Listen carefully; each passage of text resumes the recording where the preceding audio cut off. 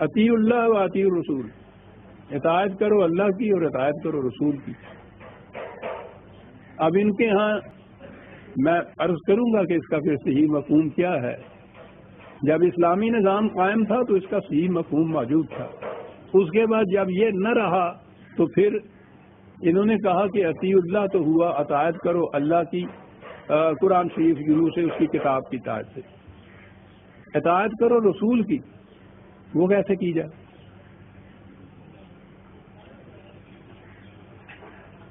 اس ضرورت کے ماتحت رسول اللہ صلی اللہ علیہ وسلم کی طرف منسوب کردہ ارشادات جنہیں احادیث یا روایات کہا جاتا ہے، ان کے مرتب کرنے کی، جمع کرنے کی ضرورت پیش آئی۔ اس سے پہلے یہ جمع ہی نہیں تھی کسی جگہ، تیسری صدی میں،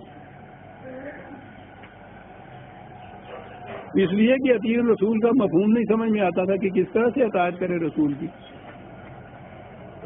اب اس کے بعد میں اس تفصیل میں نہیں جانا چاہتا، بار بار یہ چیزیں آ چکی ہیں، کیسے یہ احادیث کے مجموعے مرتب ہوئے، مدون ہوئے، کس طرح سے جامع حدیث جسے کہتے ہیں، جن کو کہتے ہیں یہ، انہوں نے لاکھوں حدیثوں کو پرکھا اپنے قیاس کے مطابق، لاکھوں مسترد کی، ان میں سے چند ہزار ان میں سے منتخب کر کے اپنے مجموعے میں داخل کری۔ ظاہر ہے کہ ان کے لیے نہ تو خدا کی کوئی سند تھی نہ رسول کی کوئی سند تھی کہ فی الواقعہ یقینی طور پر رسول اللہ کے ارشادات ہیں۔ پھر حدیث کی مختلف کتابوں میں ایک دوسرے سے اختلاف تو ایک طرف، خود کسی ایک مجموعے کو بھی اٹھا کے دیکھیے، اس میں باہمی اختلاف ملے گا۔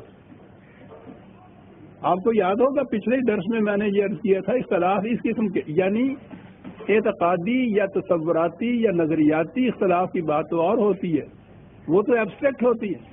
تاریخی واقعات کے متعلق اختلاف میں نے بتایا تھا کہ بخاری کے مجموعے میں یہ جو صلح حدیبیہ ہے، اس میں ایک روایت میں تو یہ کہا گیا ہے کہ قریش نے منع کر دیا تھا کہ ہم مکے میں داخل نہیں ہونے دیں گے، مکے سے باہر ہی ان کے ساتھ معاہدہ ہوا تھا کہ اگلے سال آئیے تو ہم آپ کو اجازت دیں گے، اور وہیں سے واپس آ گئے تھے صحابہ۔ اور وہیں دوسری روایت یہ ہے کہ اسی سال قریش نے اجازت دے دی تھی، حضور بمع جماعت کے 3 دن مکے میں رہے تھے، وہاں یہ سب کچھ کیا تھا اور پھر واپس آئے تھے۔ ایک مجموعے میں 7 کے 7 2 روایتیں ہیں، اور یہ تو تاریخی بات ہے، ان میں اتنا تضاد ہے۔ تو احکام میں یا عقائد میں یا نظریات میں جو اختلافات ہیں ان کا تو پوچھیے نہیں۔ یہ ہیں وہ اختلافات جو مٹ ہی نہیں سکتے۔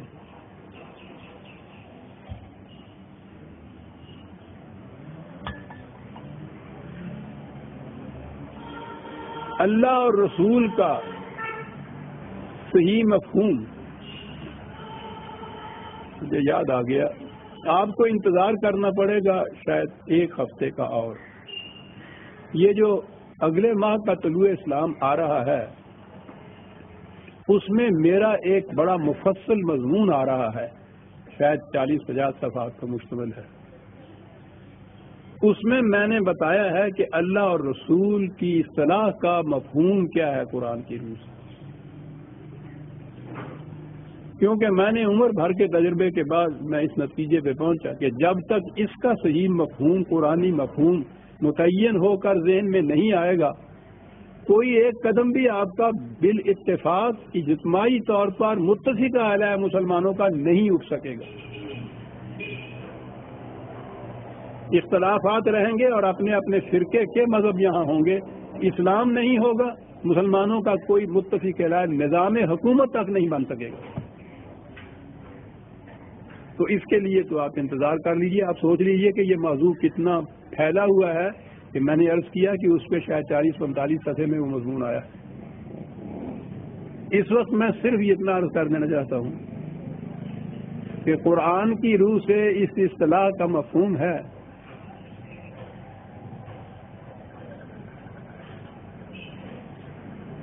اللہ تعالیٰ کے احکام اور قوانین پر مشتمل نظام جسے عملاً رسول اللہ صلی اللہ علیہ وسلم نے قائم کیا تھا. اللہ اور رسول یوں آتا ہے اس میں نظام خداوندی.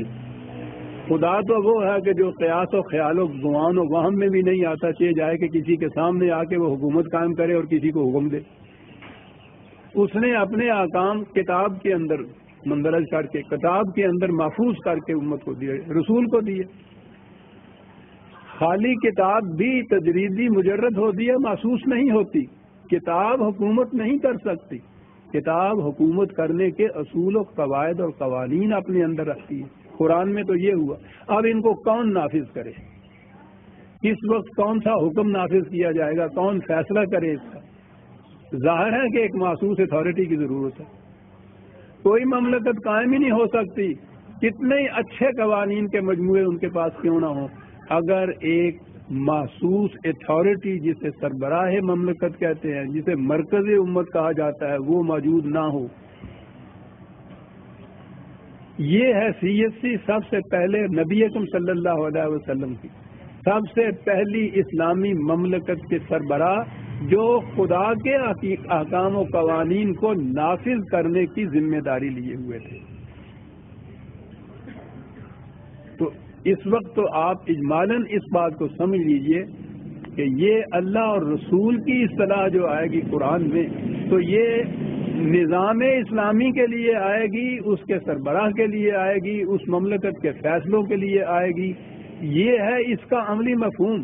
اب بات صاف ہو گئی کہ ان سے کہو کہ اللہ اور رسول کے آواز سے، اللہ اور رسول کے فیصلے سے پہلے ہی کوئی قدم نہ اٹھا لیا کریں، انتظار کیا کریں. اللہ اور رسول کا فیصلہ کیا ہوا؟ اسلامی مملکت کا فیصلہ، اسلامی نظام کا فیصلہ. اب ان کو یہ ایک نظم و ضبط کی، مملکت کے تابع رہنے کی تعلیم دی جا رہی تھی، تربیت دی جا رہی تھی کہ اب یہ بات نہیں جیسے پہلے تھا کہ جس طرح سے کسی کا جی چاہا اس نے پہلے ہی فیصلہ کر لیا اور کرنا شروع کر دیا جو کام جی چاہے. اب یہ نہیں ہوگا.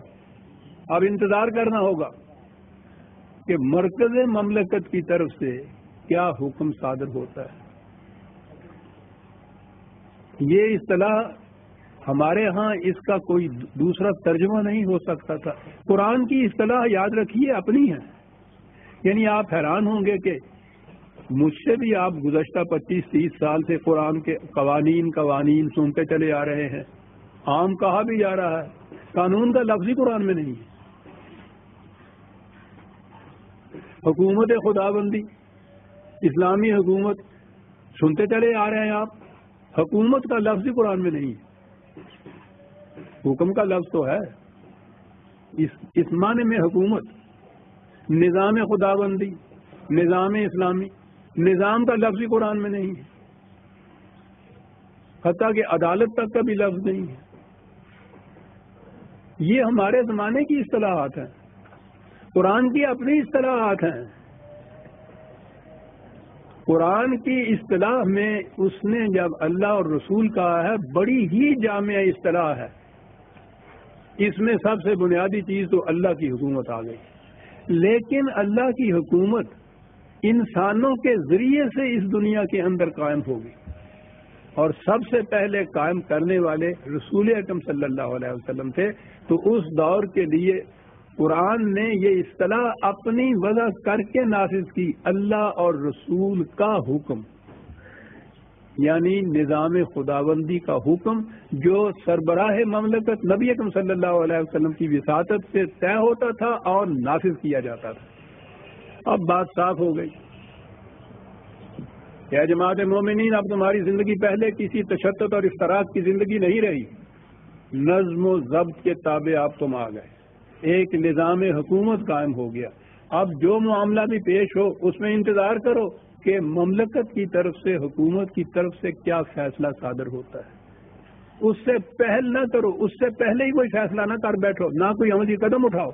اب انفرادی زندگی نہیں رہی، اجتماعی زندگی آ گئی. تو بات صاف ہو گئی. لا تقدموا بین یدی اللہ ورسولہ، نظام اسلامی مملکت کے فیصلے سے پہلے ہی خود کوئی فیصلہ کر کے قدم نہ اٹھا لیے کرو. واتقوا اللہ، نگہداشت کرو قوانین خداوندی کی۔ دیکھیے بنیاد وہی ہے، قوانین خداوندی، احکام خداوندی کا نافذ کرنا، لیکن اس کی عملی شکل یہ ہے کہ وہ ایک نظام حکومت کے تابع نافذ ہوں گے۔ واتقوا اللہ، اور یہ وہ خدا ہے کہ جو سب کچھ سنتا بھی ہے، جانتا بھی ہے، وہ دیکھتا ہے کہ تم فیصلے کس طرح سے کرتے